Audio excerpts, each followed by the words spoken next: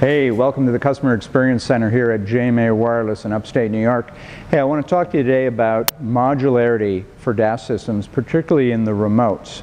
Now, with today's economy and today's pressures of operational expense, it's very desirable to be able to spread the cost out over time. So when you're rolling different operator capabilities into a venue, you want to use modularity to roll in the different bands and adjust the power levels over time as needed when you roll that out. And thus, trim your cost out and roll it out over time along with the timing that you bring different carriers on. Now, the challenge with that is there's a lot of modular systems out there, but they're all hardware-oriented modularity. As a result of that, you have to send manpower out to hundreds of nodes to actually deploy that, and maybe the cost of deploying that modularity is more expensive than the return on that investment. Now, we decided at JMA to take a slightly different approach with that, and it's really all about software modularity.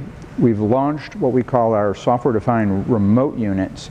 We have our software-defined remote units in a low to mid-range power, and then we have our software remote units in our high to very high power. And with both of these units, you can now do software-defined functionality in the remote unit. The benefit of this is you can roll out the first operator or the first handful of bands. You can then, through a simple licensing mechanism, enable secondary bands, and if needed, you can adjust the power levels and license additional power, thus taking this guy from like a 1 watt to a 2 watt, or from a 10 watt to a 20 watt in our higher power, and adjusting what you need in the venue as you need it.